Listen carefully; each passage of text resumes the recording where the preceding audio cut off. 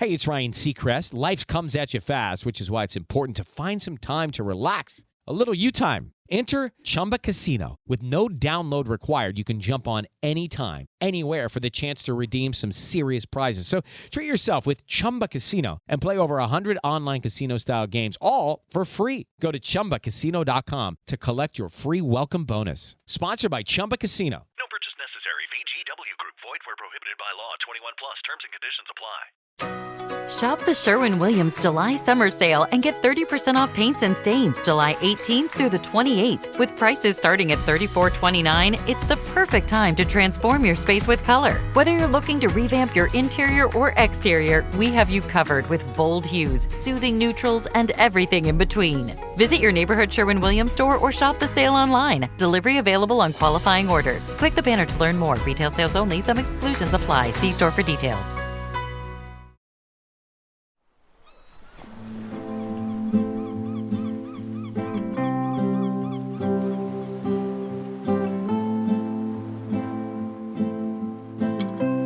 Hello and welcome back to Seafood Matters podcast. Do me a favour, hit subscribe and share it with family and friends. Today I'm really pleased to welcome back someone who knows the industry inside out, Tom Rossiter. Tom started fishing at the age of 10. He studied at Aberdeen University, ran fish processing facilities and worked at the Marine Lab in Aberdeen before moving on to Seafish and then CFAS. For the past 15 years, he's focused on using technology to tackle real-world fishing challenges. Now, through his own company, CatchCam Technology, Tom's helping drive innovation where it matters most, on the fishing grounds. He's also a strong believer that collaboration, not confrontation, is how we get out of the mess we're in. In this episode, Tom and I take a closer look at Ocean, the recent film from David Attenborough. We ask, is it helping or harming the debate? Is it shedding light or casting shadows on the people who catch our food? It's a conversation about truth, trust, and the powers of storytelling. Tom, it's great to have you back on Seafood Matters. Thank you very much, Jim. And it's a pleasure and one I didn't think I would have, but obviously you didn't get enough of me last time. So, yeah, absolute pleasure. Never get enough. A good thing. I'm not sure. I would like to start by asking about yourself, Tom, and your career. Well, I think you've set out my career very well there in the introduction, Jim. Fishing runs through me, has run throughout my kind of career, seafood, and yeah, it's something I've been passionate about. I love seafood. You know, I'd eat fish for breakfast, dinner, and supper if I could, and I love being out in the water. I just it's what I'm about, and I've been very, very fortunate through my career to be able to kind of do everything I've done. I've managed to kind of travel all over the world, and kind of been on fishing boats and involved in kind of fish processing or whatever, pretty much, all over the world, seeing some fantastic things, met some brilliant people along the way. And, fishing is a family. And like many a time I've had people say to me that you could go to Portugal on holidays. And probably a lot of the Scottish guys would have said this to me. And, not a word of English they speak and not a word of Portuguese, the Scottish fishermen. But if the two fishermen are there, they'll be able to communicate because they'll point at things and there'll be a word, the bacalhau, or, you'll throw something in and they can communicate. And that's something special. And yeah, through my life and career, I've been very fortunate to be able to kind of get into that. And I count myself very privileged. Well, I think you play a very important part, taking cameras down on the seabed, and as we're finding out now, it's even more important. So well done on that. Tom,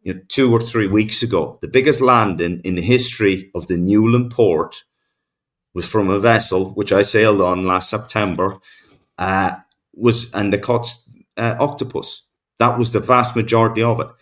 They wouldn't have caught octopus last year. They didn't catch it the year before. And they haven't just worked out how to catch octopus overnight. The octopus have come. And that has consequences. And the same goes with cod. We're trying to save a animal that used to live in the Channel and parts of the North Sea. And we're trying to save it when actually we could spend every penny we have, but the animal doesn't want to be there. It wants to move to somewhere else where the conditions are more appropriate to what it's used to and where it kind of blossoms. So, yeah, that's a fairly wide answer, Jim, and I probably haven't answered the question and just had a little rant for myself. No, I think it's very clear. And do you feel that they're moving? I know when you say they're moving constantly, but going back in my father's time, he used to tell me how it was cyclical. And they would take off and we wouldn't catch them. But maybe 5, sometimes 7 years, they would be back. There's definitely a 7-year cycle within the fishing industry, and it's to the best of my knowledge, I think it relates to the 7-year cycle around El Nino that happens down in the Pacific, South Pacific. So yeah, there is a cycle, but that is a separate thing to what's happening in terms of the wider climate change. The northward movement of cod and other species. And, that's been replaced by hake has blossomed in recent years. Octopus that I've kind of mentioned there. So Bubba Wallace here from 2311 Racing. Funny thing about being fast, you end up waiting a lot. First to show up, first in line, then just waiting. Me, I rev up Chumba Casino. With over 200 social casino games, no slow lanes here. Why sit around when you can spin? I'm already racing. Your turn. Play for free at ChumbaCasino.com. Let's Chumba. Sponsored by Chumba Casino. No purchase necessary. VGW Group. Void where prohibited by law. 21 plus. Terms and conditions apply. Yeah, you do have these kind of small cycles, and obviously there's an annual cycle as well. But we are living in dramatic changes within the ecosystems and what fishermen are seeing on the grounds year in, year out. It is changing dramatically. Do high-profile documentaries have a duty to show balanced science, or is good photography and clever storytelling enough to shape public opinion? Yes and yes. So I think we do have a responsibility, and maybe I'm being old-fashioned here. If we were to go back 50 years ago, you wouldn't have been allowed to kind of present the facts in such a skewed way, or not even facts, and tell lies in some cases. And kind of, as I said with my first answer to your question, David Attenborough has an enormous impact. He's a saint in most people's eyes, and if he says something, people believe him, and it's backed up by compelling video and fantastic videography. Like I've watched the movie or documentary or whatever to call it, but it's just captivating. It's so good storytelling, and as somebody who knows a bit about this, I was watching it and I was being taken in by it, and it's like I kind of had to check myself a bit here, going, no, that's not right, but I was being drawn in by it, and that's how good it is. And if I'm being drawn in by it, then, well, my wife was watching it with us, and she doesn't kind of listen to me very often, so doesn't kind of really know as much about fishing. But she made the comment that I think it was something along the lines of, God, he doesn't like you lot very much. And like she was picking up on it very, very clearly how anti-fishing it was. And that's not right and it's not fair. And but whether we like it or not, it has a massive impact on people and the decisions they make, because it's David Attenborough, because it's on the big screen, or you can go see it in the cinema, or it's Disney Channel, or National Geographic, where it's places that people trust, as people that people trust. So therefore, if they receive that message, they haven't got the capabilities or the time to go digging into all the science and kind of they have to take a source on face value. And unfortunately, the source has not done a fair and equitable job. I feel Sir David's classed as a national treasure and comments like that. But in fairness, I don't think he's seen as a national treasure now on board with the deck of fishing boats with a crew. And Sir David, well, he's not a villain, but he's telling a half story. When you've got the voice of God on a global platform, can that do damage? Ocean singles out bottom trawling, but says nothing about seabed mining, offshore wind, or industrial cabling. Why the selective focus? A good question, and I'd add probably pollution in there as well, and the climate change thing is an anthropogenic effect that we as human beings have kind of created. So it's not just any one of those, Jim, but fishing has and bottom trawling has been targeted. It's the facts are, as I see them, we're a very, very easy target. That makes life very difficult for us. And we don't help ourselves as a fishing industry. Like on my phone last night, I got an invite to sign a petition for the 41 MPAs from the Angling Trust. And it came via some kind of platform I've signed up to some stage in the past. But the Angling Trust are out there calling for banning on bottom trawling in all 41 MPAs. They're fishermen as well. Okay, they're recreational fishermen, and we all don't agree, but we're all out there. We're using the natural resource, and we're catching fish. The same goes for a static and a mobile gear guy. So divide and conquer is the most effective way of succeeding in any battle, and that's a well-known fact.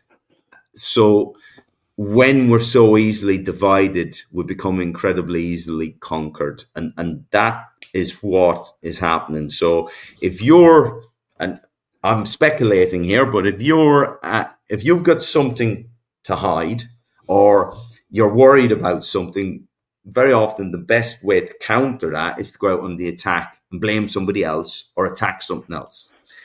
And you go for the lowest hanging fruit. And unfortunately, bottom trawling is the lowest hanging fruit at this moment in time. And we're suffering for it.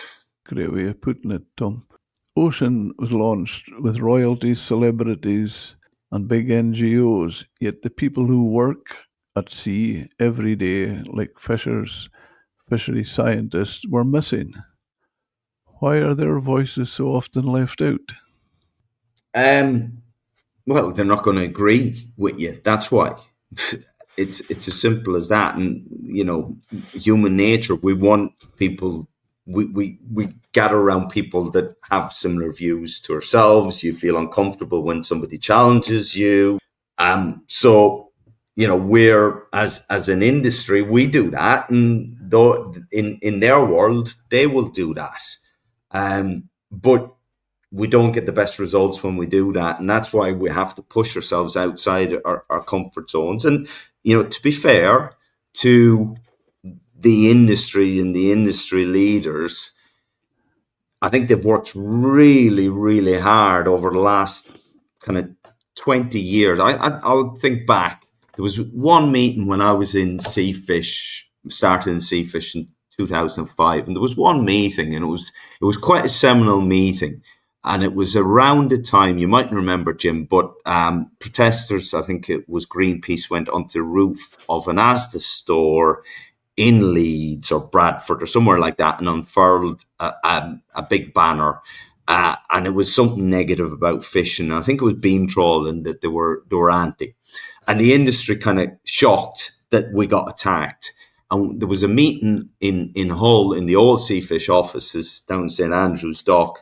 And I remember at the time, we pulled in for the first time lots of folk from the industry, and we brought in some of the NGOs, and we sat down and we had a conversation. And I'm not saying this was the first time that the fishing industry had ever engaged, but for me personally, it was, and I think it was probably a kind of a significant milestone in the history of that.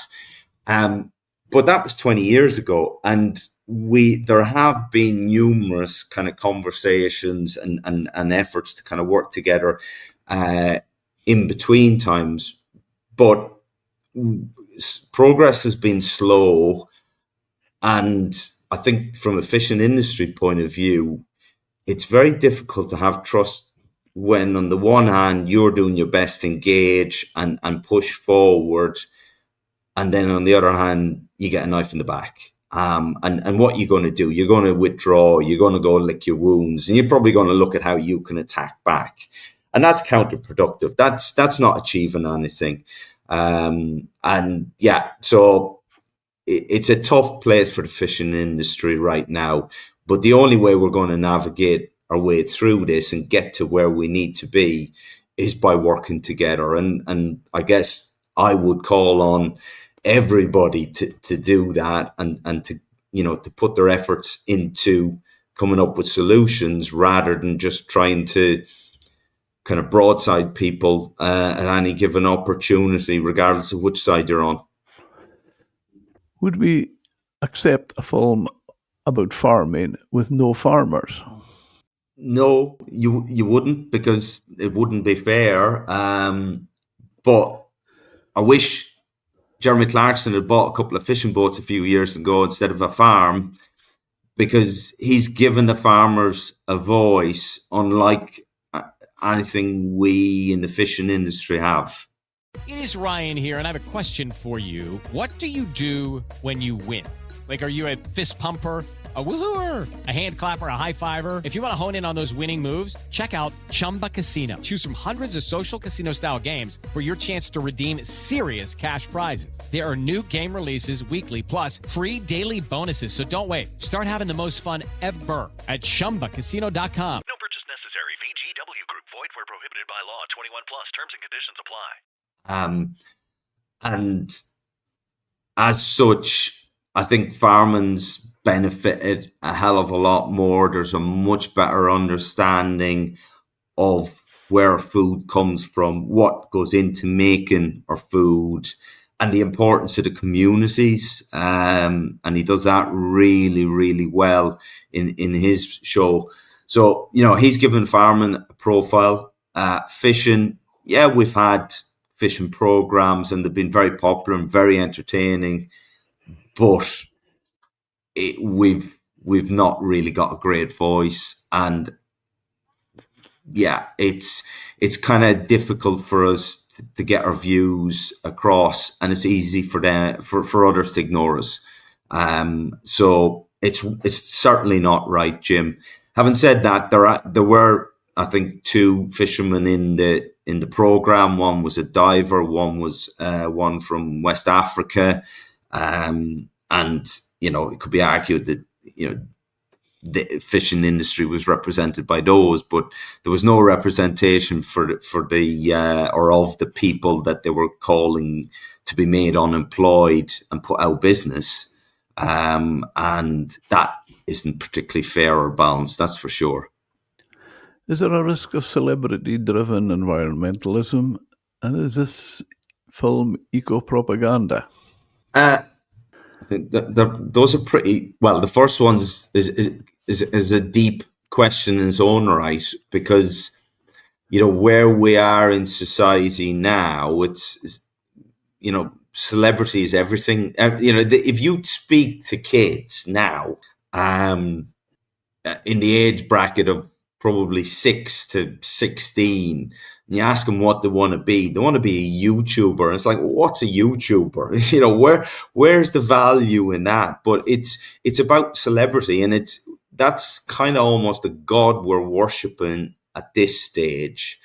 And people who really should not have microphones, maybe me and you included here, but have them. And that's the world we're in. So we've created this monster, and I think we're reaping what we sowed or have sown here to some extent with kind of society that we've created around it. So there is a real danger, and it's happening, that we've got celebrity eco warriors, because people want to listen to these people, and then they can come out and say things.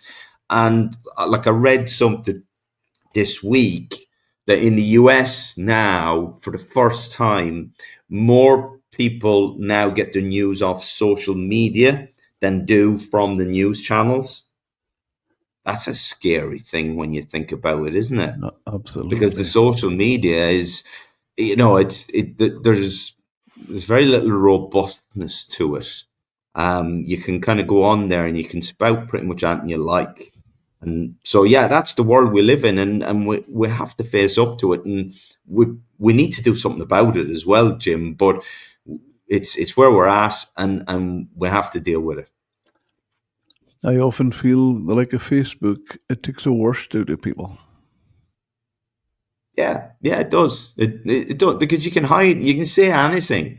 You wouldn't, if you're walking down the street or you're in the pub and you see somebody and you think they're ugly or fat or whatever, you wouldn't go up to them and say it. But when you're on social media and you're behind your keyboard, you feel entitled to do it. And you're dead right. It does bring out the worst in people, and it's not good for us. There's no doubt about it. Now, I'd say that technology can bring good things as well, but it's brought a lot of bad too. Is there enough public understanding of how regulated UK fishing actually is, do you think, Tom? No, but the public aren't interested in so much that there's that much information in the world. You've kind of got to be invested in it to go and really find that out. If it was the Faroes or Iceland, where it's a big part of your economy, then I think people are more engaged. But fishing is such a small part of our economy. I think we'd be naive to expect everybody to understand it. They've got other things going on in their lives. But the danger is, because of that vacuum, somebody like Sir David and that TV or that movie comes out, and it fills that void with untruths. And then people will change their behavior off the back of that and call for an industry to be closed down. One that produces really, really valuable food and can do so sustainably. One that's gone out of its way and worked so hard over the last 20 years to change and update itself.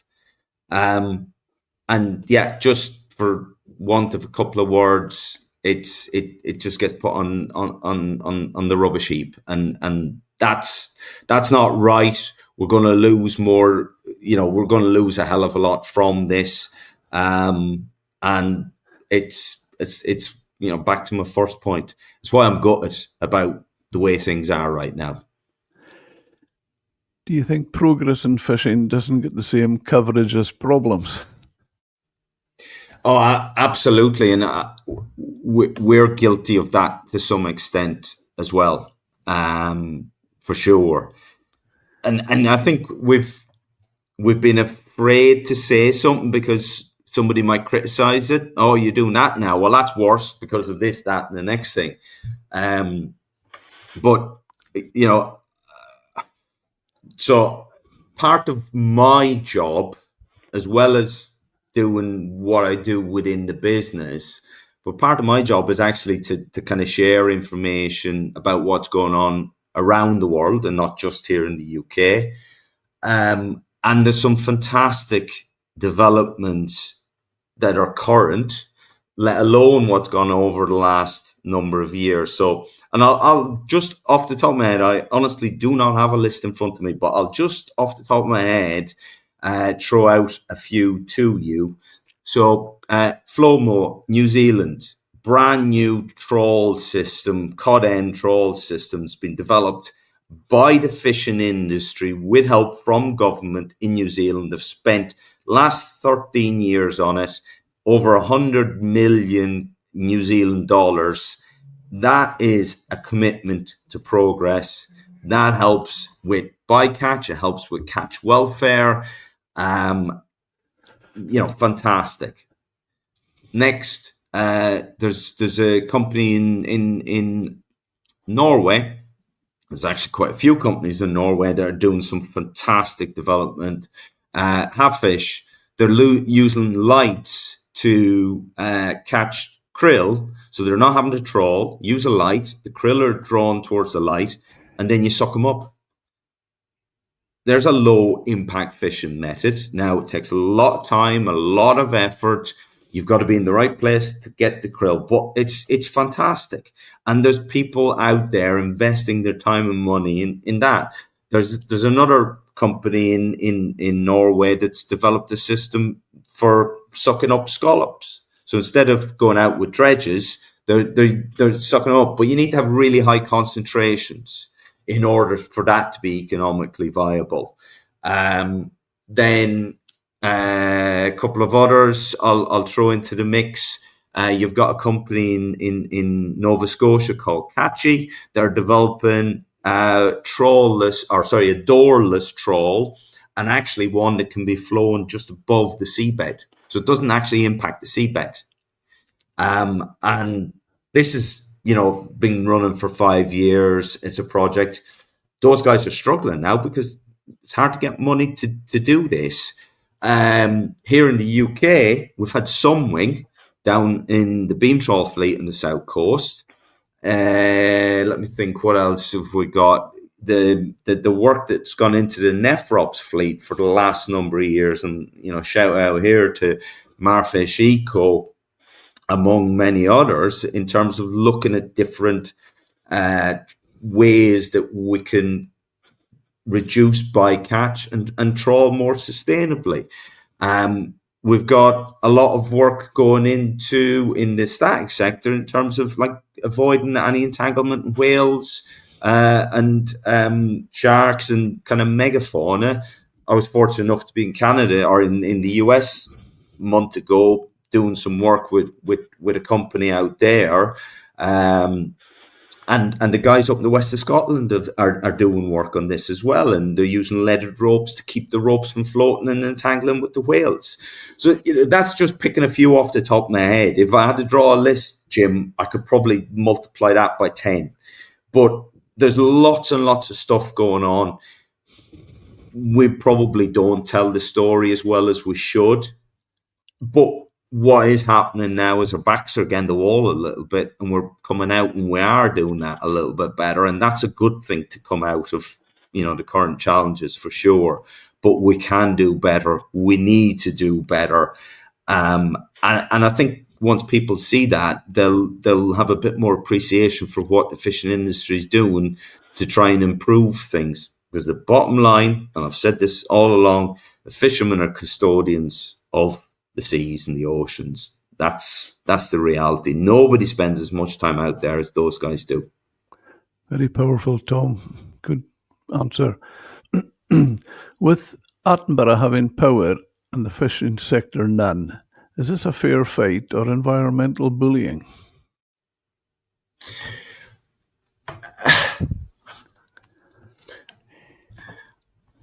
I'm not sure bullying's the right phrase, but there's an agenda.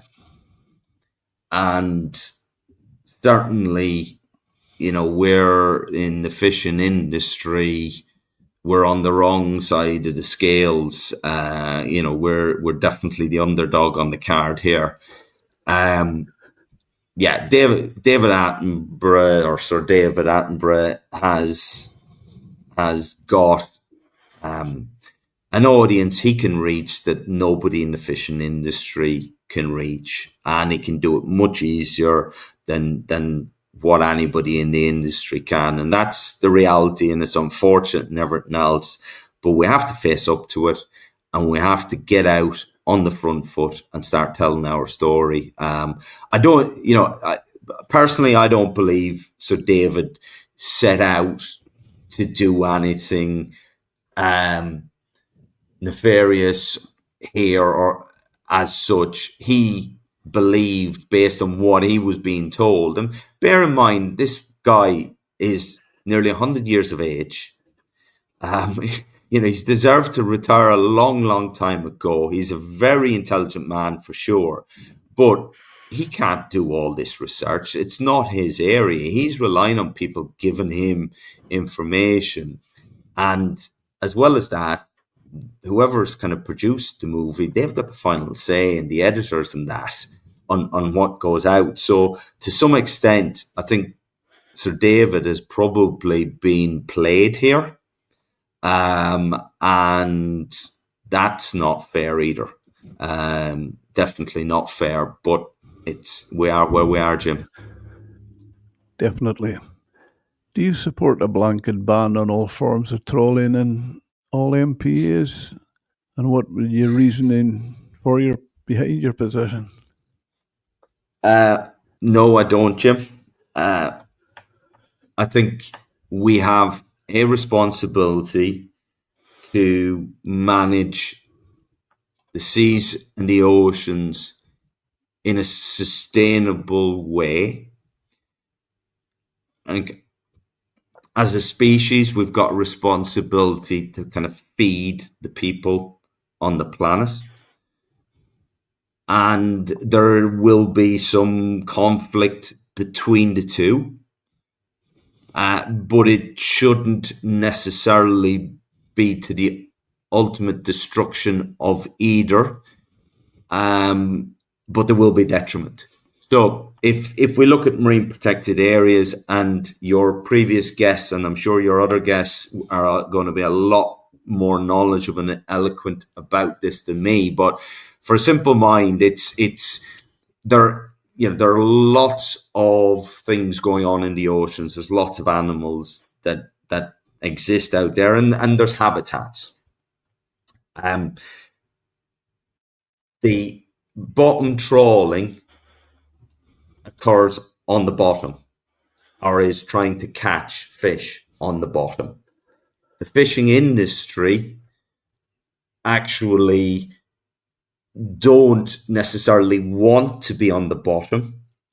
And if you're a fisherman, the closer you can get to the bottom without being on the bottom, the better your business will perform. Because basically, when you start touching the bottom, you then are creating friction and drag, which means that your engine's going to have to work harder, which means you're burning more fuel. So actually, the incentive is not to be on the bottom economically. And that's what, when you're in the wheelhouse, that's what's going through your head are the economics. So if the fisherman can catch without having a negative impact on the bottom or touching the bottom, they will do so. And we've had significant developments in that area. I mentioned catchy. I'll also mention semi-pelagic trawl doors. That's another technology. If we take the trawl doors off the bottom, then that's probably where it is the most impactful part of the trawl. And that technology exists and is getting refined as we speak. And that's moving forward at pace. And that's something else the fishing industry is doing that there's no recognition for. So, in the big picture then. Riley Herbst from 2311 Racing here. And you know what grinds my gears? Waiting for coffee. But instead of counting frappes and lattes, I fire up Chumba Casino. No apps, no fuss, just fun social casino games to pass the time. By the time my coffee's ready, Order for Riley. I've already taken a few victory laps. Next time you're stuck waiting, make it entertaining. Play for free at ChumbaCasino.com. Let's Chumba.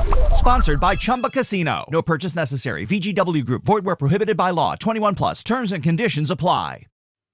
We have got to look at what we want the marine protected areas to protect, and then take appropriate measures. And I believe, to the best of my knowledge, that's what the process has been doing. I've been involved with the IFCAs, over the last 20 years, and this is something they've put a phenomenal amount of effort into, and have developed systems and policies and management in order to strike that balance, to manage whatever features that we want to manage, but also allow, in parallel, the activities that put food on our table and that help communities to survive in these fragile, rural areas. So no, I don't accept it, but I do accept absolutely that the fishing industry shouldn't be causing irreparable damage. And I would also add that probably, the fishermen themselves would agree with that. And there is an important thing here as well, that unlike any other industry, if you're a fisherman, you operate in or on the boat, but your business activity actually happens underneath the sea. And if you don't know what's going on down there, then you can't really do a whole lot about it. And if you don't know your fishing gear is causing damage, then it's not something that you're going to concern yourself with. Now, clearly, over the last number of years, we've got better at understanding the impacts and what's going on down on the seabed. And you would be surprised, Jim, and this is my business. This is what I do. You would be surprised, actually, in terms of impact. You'd see a big beam trawl on the deck of a large vessel, and you look at that, and when it's on deck, you've got to be very careful. It will kill you if you put yourself in the wrong place between the gunnel and the beam trawl. You're dead. It is that big and that heavy. But actually, when it goes onto the seabed, you've got displacement effect. So it's in water, it's lighter. And these things are designed to be as hydrodynamic as possible. And the same goes for trawl nets and everything else. And the reality is, the way we see it and think about it out of water is completely different to how it behaves in the water. So it's not black and white. There are areas where it's quite grey, and add to that the fact that actually, if you're trying to preserve porpoises, you don't catch porpoises in a beam trawl. So actually, can porpoises and fishing coexist in a marine protected area? The answer is probably yes. Now, if you've got pink sea fans and porpoises in that marine protected area, and you've got an obligation to protect those, or we have an obligation to protect those pink sea fans, then beam trawling is going to have an impact there for sure. So it's really about what we're trying to do here. But this kind of blanket tarring of the industry around this destruction, and, like in the movie, this never seen before utter destruction. That utter destruction is akin to running, a rope across a beach. That's what it was. It was a soft, sandy sediment. Yes, there was a couple of stones on there, and the gear went over it, which it is designed to do. But it was what they were painting in the words did not match what was on screen. And if you took a tractor and a rotavator or a harrow and compared the two, that fishing would be benign in comparison. That's really interesting. And I think it's fair, Tom, that we could add that you're seeing what's going on in the bottom, what you're talking about. So you have the knowledge and you're not guessing. Yeah, and I've been kind of very fortunate that I've a number of fishermen have taken us out on the boats, and we have seen it. There's one of my favorite videos is one that we got from a squid fisherman in your, well, yeah, it is your part of the world. It's the Murray Fart. It's on the south side, but you know the squid fishery takes place there, very close to the coastline. You're in shallow waters, and those are the best waters for filming because you get sunlight, much better than artificial light. And the video I have is of quite large hopper nets. And a hopper is basically like a tire that sits on the front of the net that would come in touch with the seabed. And you will have quite a few of these on the kind of front of the net where the net touches the bottom. And the whole idea is that not the whole net's touching the bottom, it's only a small part of the net touches, and it can kind of provide a bounce effect. So if there's a stone, it'll ride over the stone and so on. And these have been developed over the last kind of 60, 70 years, and they're very, very effective. Anyway, so the net's shooting.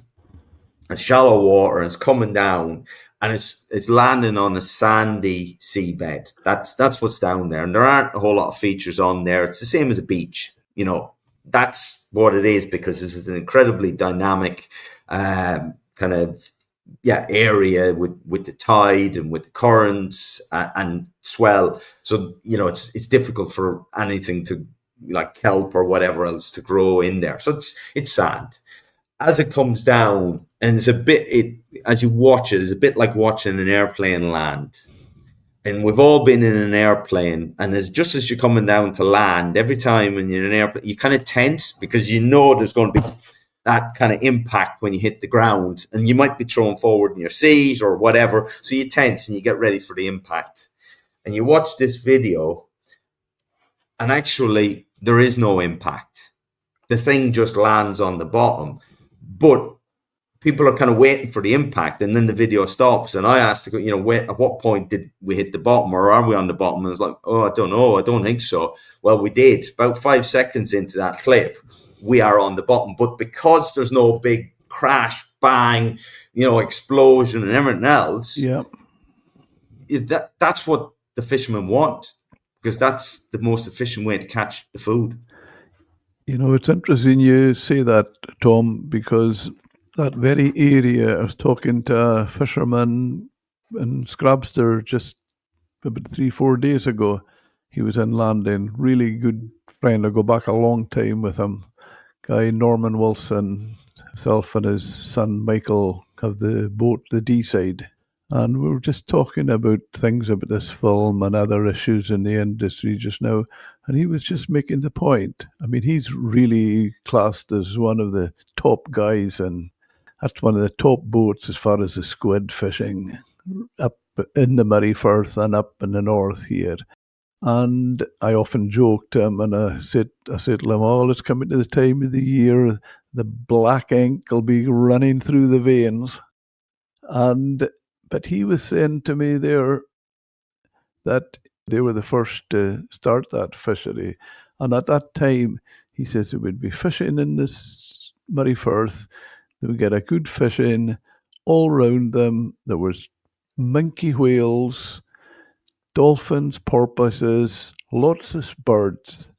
And he says, now, he says, there's nothing. He says it's full of wind farms. There's lots of wind farms. There was an oil rig.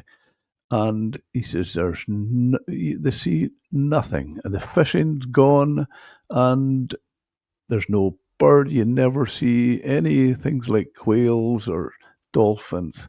So what do you think of that then? Look, I'm not the expert here, but I would probably say that's more down to climate change and the way that the changes that are happening. Because flip it over and you go to the west of Scotland now, there's more whales than we've ever seen before. You know, seal populations growing.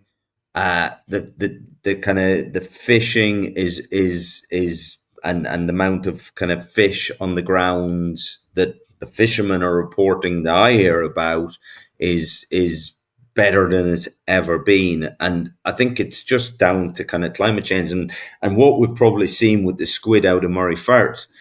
There's a squid fishery now in Shetland that was never there before. So things are moving north with the temperature changes, and we've like this year or last month, we've had a 4-degree increase in water temperature around the UK and Ireland. 4 degrees. That's phenomenal. You know, these animals are sensitive to 0.1 of a degree change. So a 4-degree change it goes from, you know, being I'm able to live here to I can't live here. I'm dying. This is killing me.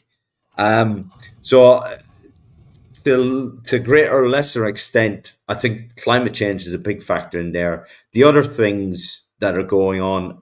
Hello, it is Ryan, and we could all use an extra bright spot in our day, couldn't we? Just to make up for things like sitting in traffic, doing the dishes, counting your steps, you know, all the mundane stuff. That is why I'm such a big fan of Chumba Casino. Chumba Casino has all your favorite social casino-style games that you can play for free anytime, anywhere with daily bonuses. So sign up now at ChumbaCasino.com. That's ChumbaCasino.com. No purchase necessary. VGW Group. Void where prohibited by law. 21 plus. Terms and conditions apply. Probably do also have an impact. But I'm certainly not qualified to do that. And look, as fishermen, we always like to blame somebody else or, you know, something else. But for me, I think it's so much of it's to do with climate change. And we're not managing that very well. And our management systems in terms of the fish stocks or marine protected areas even. You know, if I've got a marine protected area and it's in Poole Harbour and it's for porpoises, and all of a sudden the porpoises go, I can't live here anymore, then that kind of, it becomes irrelevant as a marine protected area. But our management systems aren't agile enough to react to this. But I'll tell you what is the fishermen, and they see it and they live it. And you know, this is a major disconnect for us as an industry and as a society. The fact that the people that are out there that spend the most time seeing what's happening with their eyes in real time actually have very little impact on the whole process of the science and the management. And I know we're supposed to be moving towards co-management. That move is far too slow. And yeah, we've got to change course around that and use the fishermen to gather the data and the science going forward. And technology will help with it. I'm not want to put more work on the fishermen here, far from it, but they're out there to see it, they're doing it. And if we can get the technology to work, you know, over their shoulder, so to speak, and not get in the way, then that's a good thing. And we need to move towards that pretty quickly, because very soon we're just going to be more and more out of date, and we're going to have less and less information on what best to do and how to act. Is there any real common ground between the fishing industry and NGOs campaigning to ban trawling? And if so, how could it be used to find a practical way forward? Naively, perhaps. I think that, you know, I would always argue we've got more in common than we disagree upon.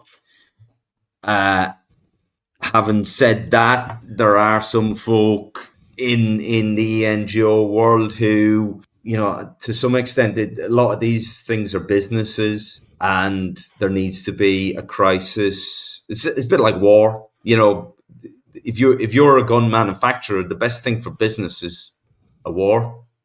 And there's a similar thing here with the NGOs.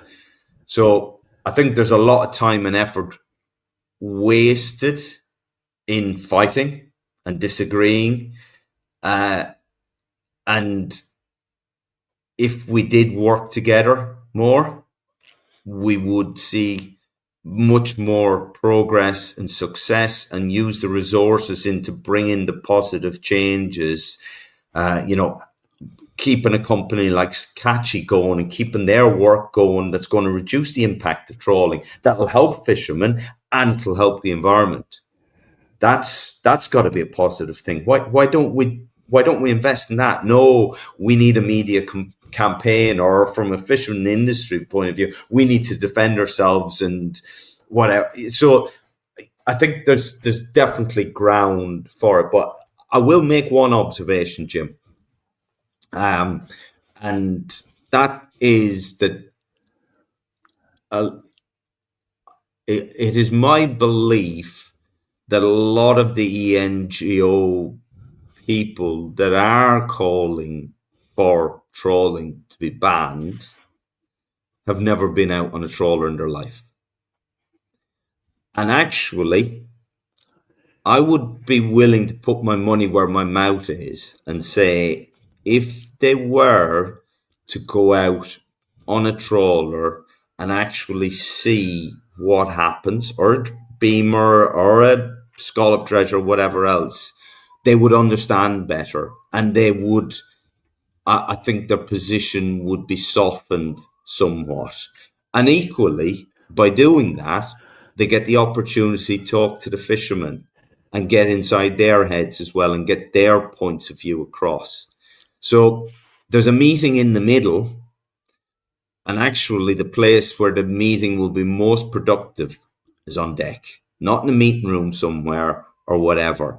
And I've seen it from my own experience. You go away for a week on a boat, what else are you going to do? You're not watching Netflix or doing anything like, you are there, you immerse yourself in that world, you live it and you breathe it, and you can see the excitement of catching fish. It's a hunt, it's an incredible experience to do that. But equally, there's a responsibility on you when you're out there to do it as best as you can, and that's looking after the animals and the people and the environment. So let's get some of these NGOs out on fishing trips, and I think they'll find that the enemy isn't such an enemy after all, and I think they'll find there are a lot more opportunities here, and that we can work together. That's excellent, Tom. And I'll tell you what, I relate to when you say that.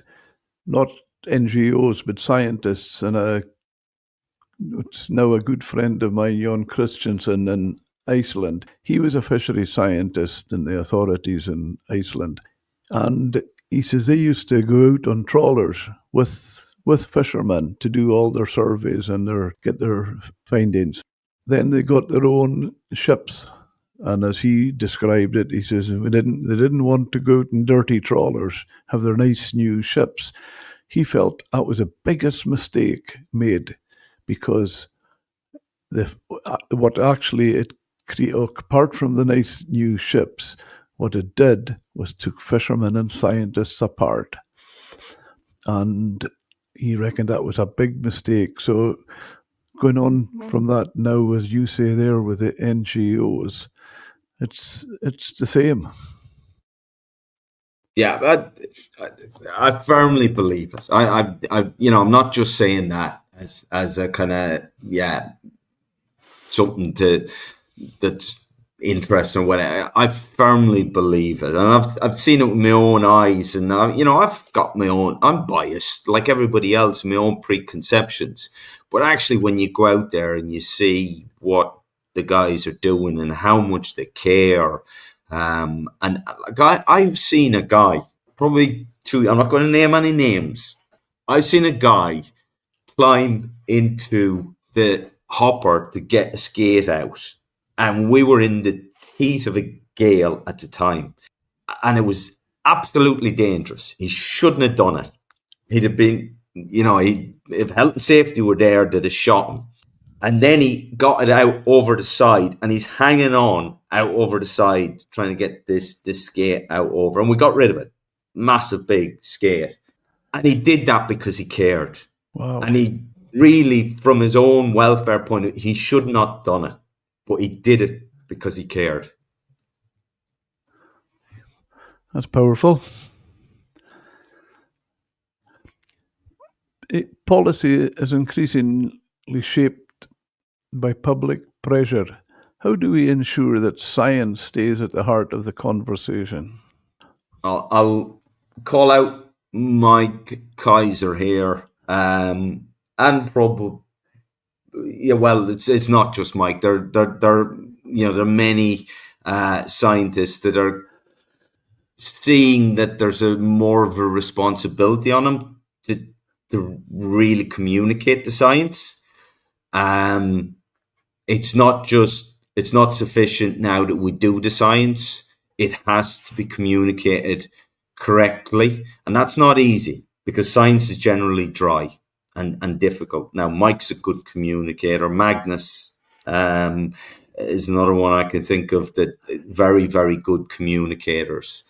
And these guys are taking it upon themselves in their free time, because you can be sure the universities aren't paying them to do this, to get that science out there. And as you know, scientists, we need more of that. But in addition to that, Jim, we're also facing the challenge of reduction in budgets for science. And you only have to look across the water to the US and what's happening at the moment with NOAA. Hello, it is Ryan, and I was on a flight the other day playing one of my favorite social spin slot games on ChumbaCasino.com. I looked over at the person sitting next to me, and you know what they were doing? They were also playing Chumba Casino. Everybody's loving having fun with it. Chumba Casino is home to hundreds of casino-style games that you can play for free anytime, anywhere. So sign up now at ChumbaCasino.com to claim your free welcome bonus. That's ChumbaCasino.com and live the Chumba life. Sponsored by Chumba Casino. No purchase necessary. VGW Group. Void where prohibited by law. 21 plus. Terms and conditions apply. It's getting gutted by government, and you've got the Trump administration. Basically, if they don't like what the science is saying from a particular government organization, they're shutting it down. That is scary. That is really, really scary. I'm not saying that's what's happening here in the UK, but what is happening is there's less funding for science. I had the privilege of working for the Marine Lab a long time ago now, 25 years ago or near 25 years ago.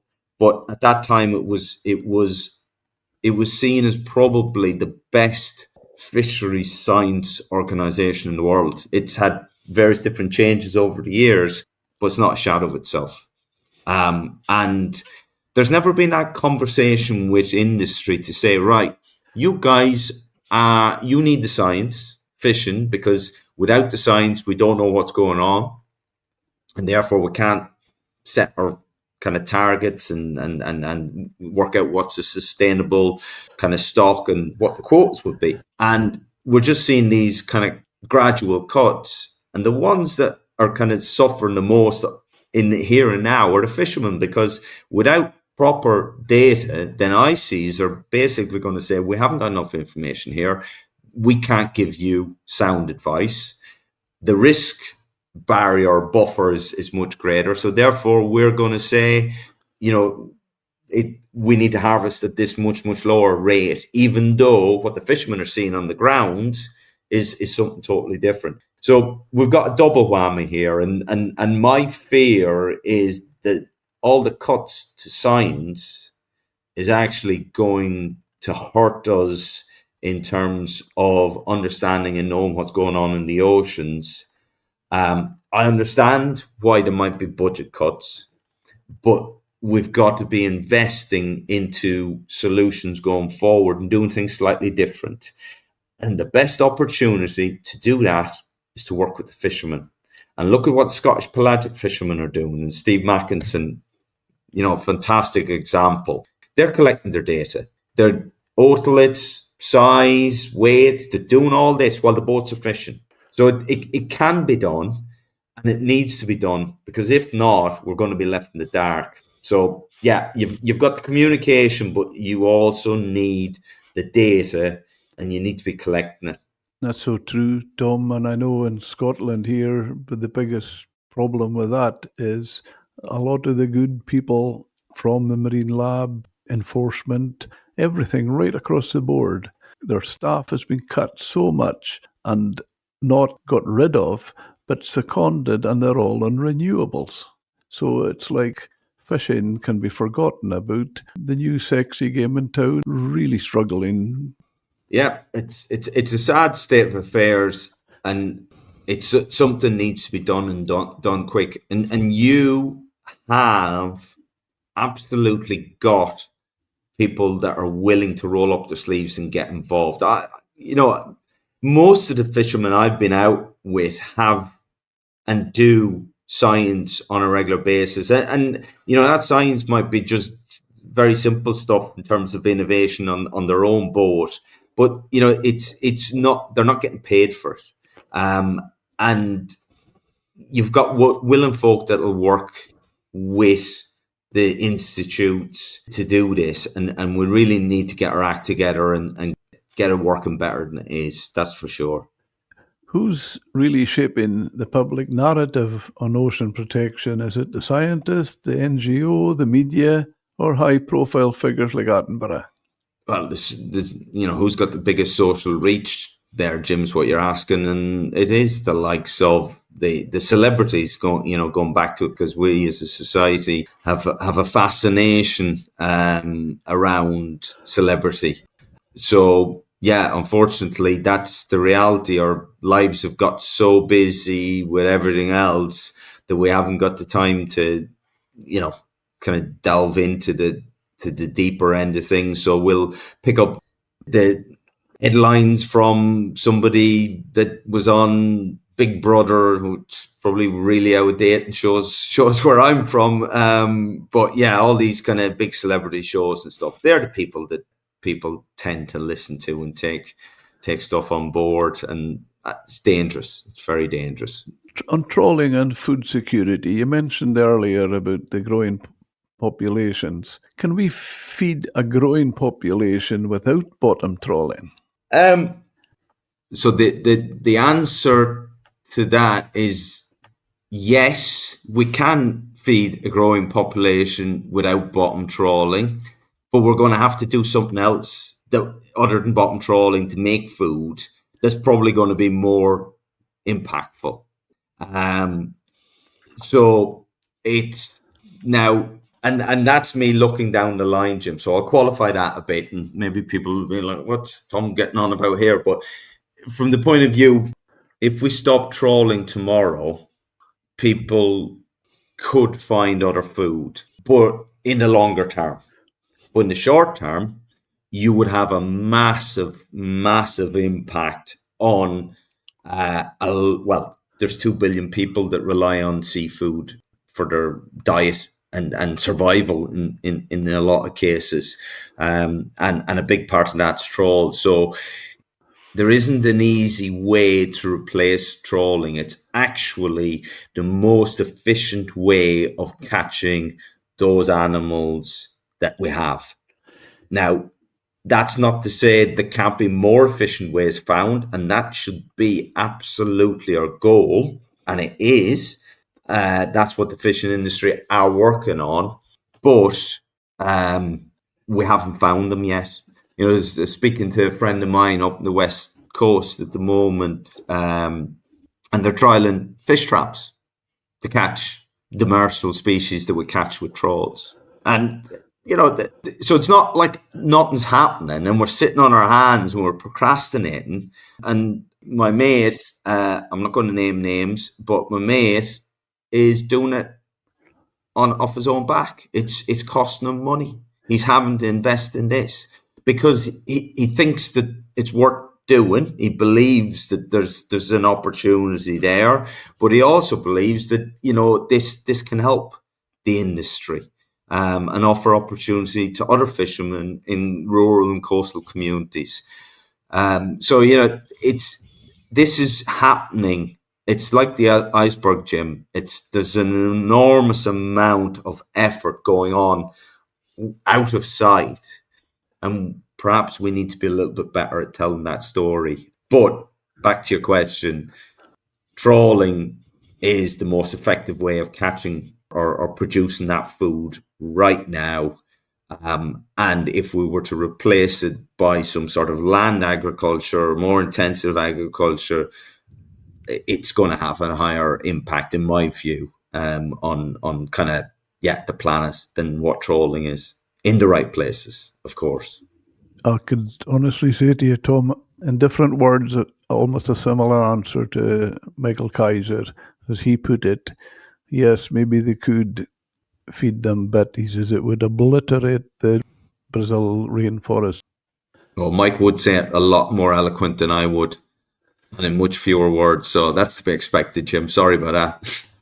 Do you feel it could be a danger if we ban bottom trawling, just say here in the UK, we just end up importing trawl-caught fish from countries with lower standards than us? That's a very interesting question, and I've got a very interesting answer for you. Recently, I met a guy from Costa Rica, which is in kind of Central America, and Costa Rica a number of years ago banned trawling for shrimp. There was public outrage, something similar to what's kind of happening at the moment, and the government succumbed to the pressure and banned trawling. And, everybody, the NGOs were delighted with themselves. They'd had a major success. The reality of what's happened is they made the women in the coastal communities that used to shell the shrimp, they made them unemployed and took that wage out of the families. But the people who used to buy shrimp still bought shrimp. So they were buying them from other Central American countries who had less scruples in terms of how they managed their fishery. So actually, the unintended consequences were much, much more severe than what they sought to solve.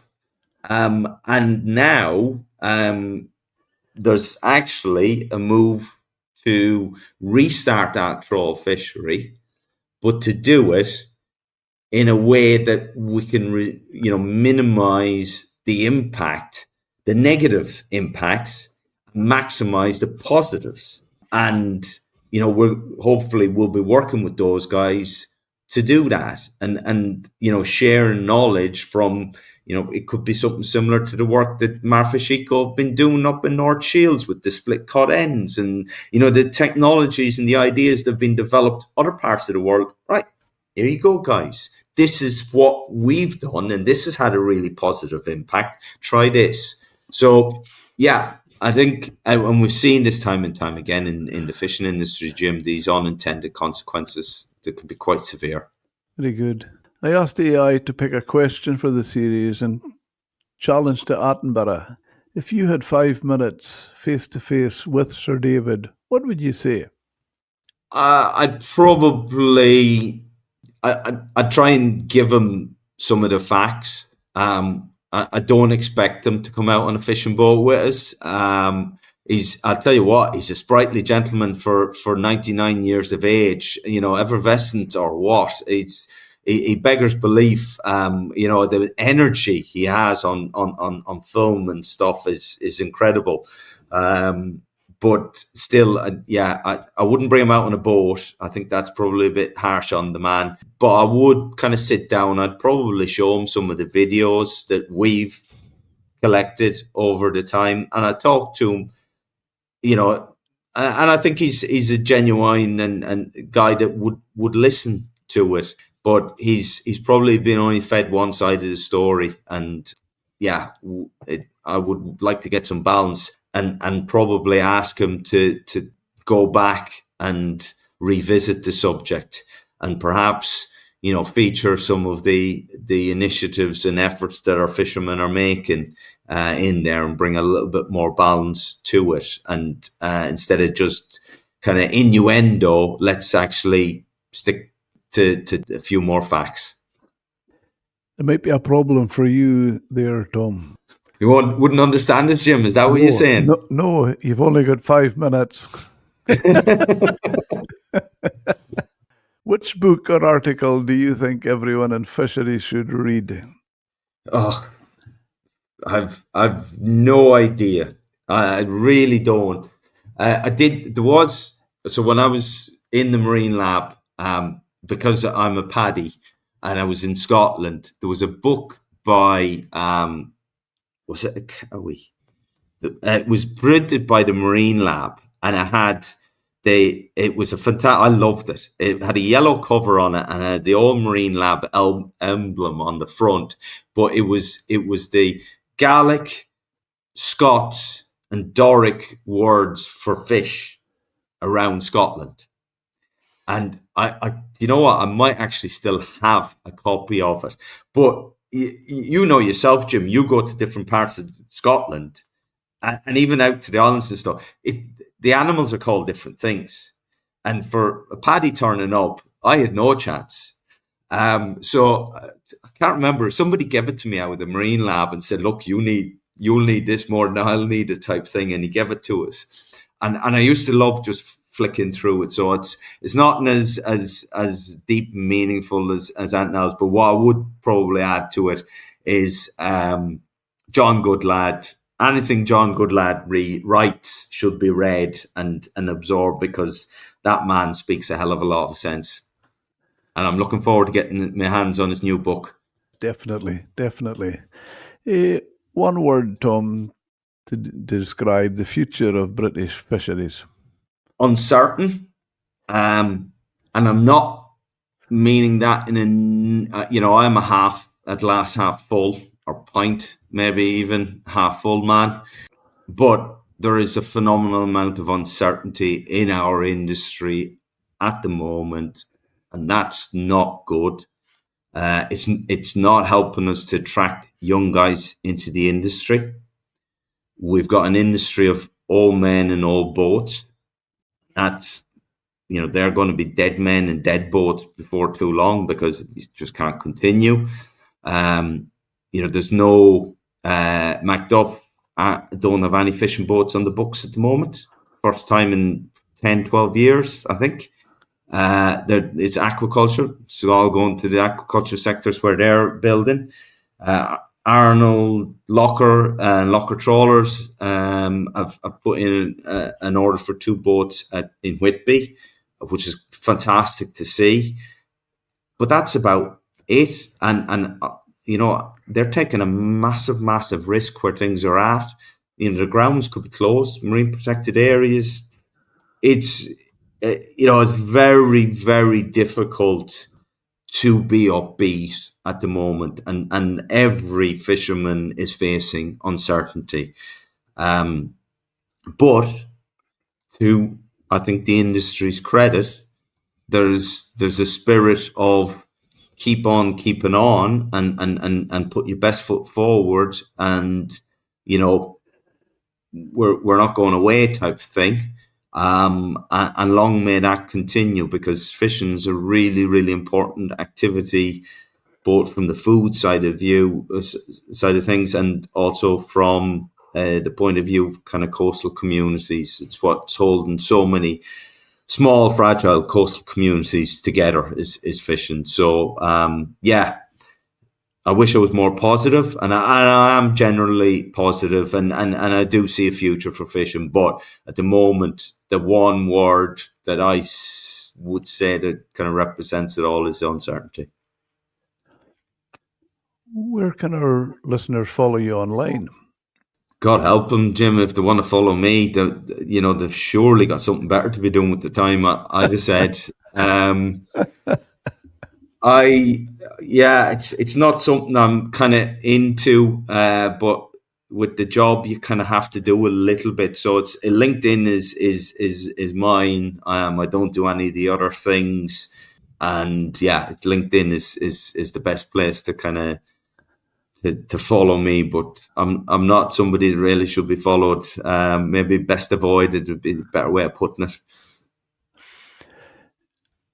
Tom, this has been fantastic, but before we fold up, I would like you to repeat how you finished your a conversation with me in the past, saying how half of what you're accused. Yeah, well, it's a kind of saying that's used in Ireland quite a lot. Now, I dare say I've heard it over this part of the world too. But it's, if I'm guilty of half the things I've been accused of, I've had a very exciting life, and yeah, I've probably have been accused of a few things in the past, but it's things like that. It's those lovely sayings, and the Scots and the Irish, there's a way with words. I think part of it actually relates to, well, I know part of it relates to how the sentences were constructed through Irish and Gaelic. And then when we speak sometimes with those kind of sentence structures, and it creates this beautiful imagery that English struggles to do on its own. So you do get these wonderful kind of sayings that come out of Scotland and Ireland, that you kind of stop and go, God, that's great. That really sums it up in so few words, and actually it's a bit funny in its own right, etc., etc. A great way to finish. Thank you so much, Tom. Thank you. Absolutely fantastic. Pleasure, Jim. Thank you very much, and keep up the good work, my friend. Thank you.